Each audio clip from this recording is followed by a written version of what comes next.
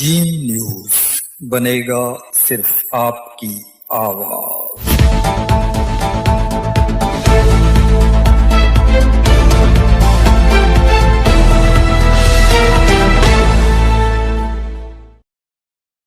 किसान तहरीक इंसाफ के सीनियर रहनुमा अब्दुल रज़ाक बाजवा अपनी ही पार्टी पर बरस पड़े। कहते हैं कि इमरान खान ने कौम से वादा किया कि वो 1 करोड़ लोगों को नौकरियां और 50 लाख अफराद को घर बनाकर देंगे, और अगर वो 50 लाख की बजाय 5,000 घर बना देते और 1 करोड़ अफराद की बजाय 1,000 अफराद को ही रोज़गार फराहम कर देते तो आज सूरत हाल ऐसी ना होती।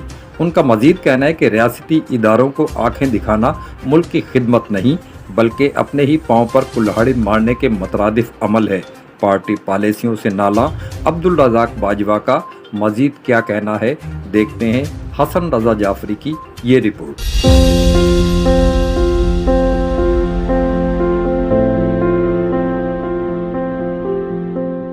नाज़रीन, इस वक्त हमारे साथ सिंध के सीनियर सियासतदान अब्दुल रज़ाक बाजवा साहब मौजूद हैं। आपका ताल्लुक़ पाकिस्तान तहरीक इंसाफ से भी रहा है और आपका किरदार सिंध बिलखुसूस कराची के लिए एक अहमियत का हामिल है। मुल्क में मौजूदा सियासी सूरत हाल उतार चढ़ाव के हवाले से आज अब हम इनसे बात करेंगे। अस्सलाम वालेकुम। जी वालेकुम अस्सलाम, बहुत शुक्रिया। मौजूदा सियासी सूरत हाल के हवाले से क्या देख रहे हैं सिंध में?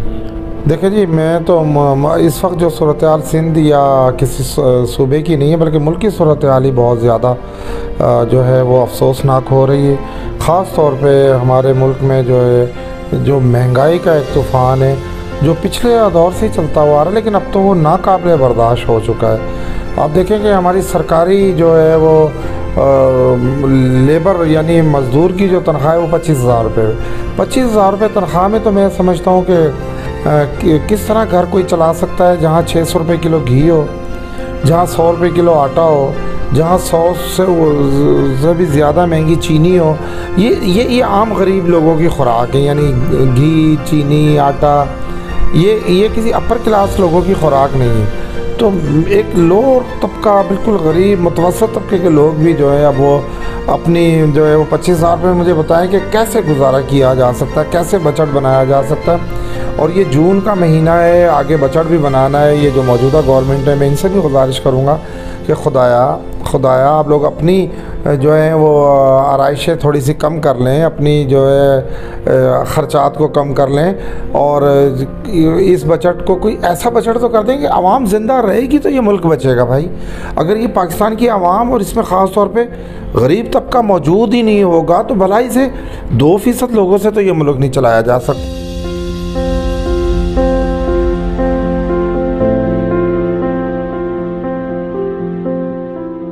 मैं समझता हूँ कि ये इमरान खान साहब के पास एक बहुत बड़ा मौका था, ये तब्दीली ला सकते थे। जिस तरह इन्होंने कहा था 50 लाख घरों का, ये 5,000 घर ही बना देते। जिस तरह इन्होंने कहा था कि 1 करोड़ नौकरियाँ, ये 1,000 नौकरियाँ दे देते। मिसाल करने को कुछ नहीं है, कहने को सब कुछ है। कोई यूनिवर्सिटी नज़र नहीं आ रही, किसी गवर्नर हाउस की दीवारें नहीं गिरी हैं, कोई प्राइम मिनिस्टर हाउस यूनिवर्सिटी नहीं बना है, कोई गरीबों के दिन तब्दील नहीं हुए।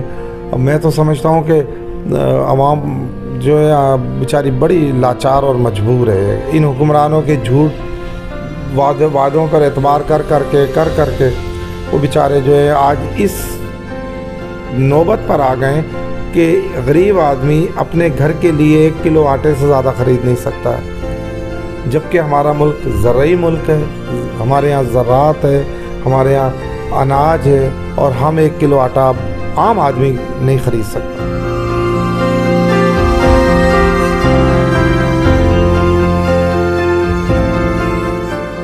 इमरान खान बजाते ख़ुद तो एक मुखलिस इंसान हैं। इनके इर्द गिर्द जो दीगर लोग हैं उन पे तो मादी में भी संगीन इल्ज़ामात रहे हैं और इस वक्त जो है अभी भी उन पे केसेस चल रहे हैं। तो आप क्या समझते हैं कि नए लोगों को आगे आना चाहिए? मैं समझता हूँ, देखें जी, तहरीक इंसाफ जो है वो इमरान खान साहब की पार्टी है, और ख़ान साहब जो है एक मुहिब वतन सियासतदान हैं और बहुत बड़ा नाम है हमारे मुल्क का। उन्हें चाहिए कि अपनी सफ़ों को दुरुस्त करें।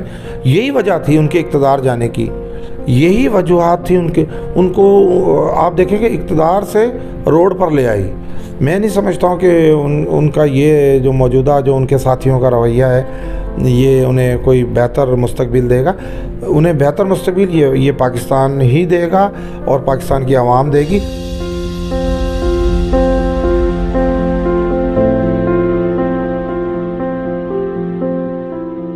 पिछले दिनों सियासी उतार चढ़ाव के बाद देखने में आया कि पाकिस्तान तहरीक इंसाफ के कारकुनान की तरफ से जो है वॉल चौकिंग की गई, एंटी स्टेट नारेबाजी की गई।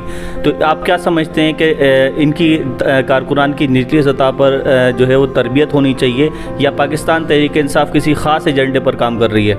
जी बिल्कुल, आपने बहुत अच्छा सवाल किया। मैं समझता हूँ कि तहरीक इंसाफ के का जो वर्कर्स हैं, कारकुन हैं या ज़िम्मेदारान, ओहदेदारान वग़ैरह हैं, उनकी वाकई सियासी तरबियत होनी चाहिए। उनकी सियासी तरबियत वो जज्बाती नारों से कभी भी जो ये पार्टियाँ या मुल्क नहीं चलाया जा सकता।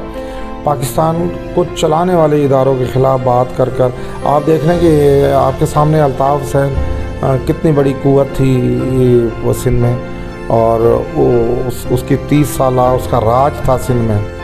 उसने हज़ारों लोगों को कत्ल करवाया, उससे किसी ने नहीं पूछा। उन्होंने जबर जुल्म जो भी किया इस शहर पर, बादशाही की है उन्होंने इस सूबे पर। आप देखें जब उन इदारों ने उन्हें शटअप कॉल दी, असर और मगरिब में MKM का नाम लेने वाला कोई नहीं, यानी असर की नमाज और मगरिब की नमाज में मेरा ख्याल 1 घंटे का फ़र्क होता है। 1 घंटे में वो पार्टी ख़त्म हो गई। तो मैं नहीं समझता हूँ कि पाकिस्तान के जो इदारे हैं हमें उनकी तज़लील करनी चाहिए। मैं तो समझता हूँ कि उनका एहतराम करना चाहिए। हाँ, उनकी इस्लाह के लिए अपने लफ्ज़ों का चुनाव बेहतर करना चाहिए, बेहतर तरीके से उनके ख़िलाफ़ भी बात करनी चाहिए, लेकिन इस तरह नहीं कि हम कोई मुल्क दुश्मन लोग हैं। आप बताएं कि एक ही इदारा है जो हमारे मुल्क को बचा सकता है या जिसने बचाया हुआ है, अगर हम उन्हें जो है एक मुल्क दुश्मनों की तरह डील करेंगे तो ये तो मुनासिब नहीं है।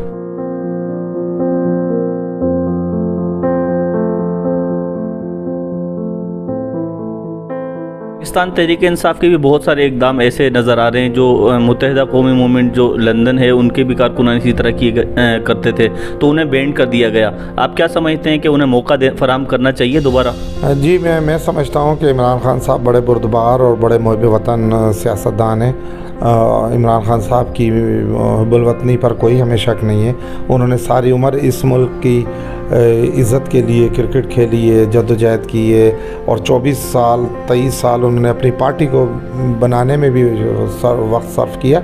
ज़रूर उनकी सफ़ों में भी ऐसे लोग मौजूद होंगे जो उन्हें इस हद तक ले जाने पर मजबूर कर रहे हैं कि ताकि उनके लिए वो किसी बंद गली में चले जाएं।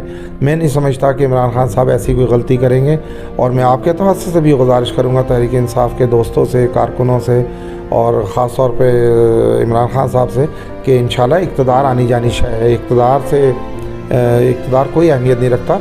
3 बार इस मुल्क में मुंतखब हुकूमत नवाज शरीफ साहब की थी, 2 मरतबा मुंतखब हुकूमत मोहतरमा बेनज़ीर साहिबा की थी, 5 मरतबा मुंतखब प्राइम मिनिस्टरों को निकाला। लियाकत अली ख़ान प्राइम मिनिस्टर साहब थे, उनको कत्ल किया गया। भुट्टो साहब प्राइम मिनिस्टर थे, उनको फांसी दी गई। तो इक़्तिदार के जाना इतना बिलबिलाने की कोई ज़रूरत नहीं है। आप अपने वतन की, अपने कौम की मोहब्बत रखें, अपनी जद्दोजहद रखें, अपना मंशूर दोबारा लाएं। इंशाल्लाह ये कौम अगर आप अपनी इस्लाह कर आएंगे तो आपको दोबारा प्राइम मिनिस्टर बनाएगी, लेकिन इस हद तक ना जाए। अब्दुल रज़ाक बाजवा का कहना है कि इक़्तिदार आनी जानी चीज़ है, ताहम मुल्क के मुक़्तदर इदारों को टारगेट करने से गुरेज करना चाहिए। हसन रज़ा जाफ़री, जीम न्यूज़, कराची।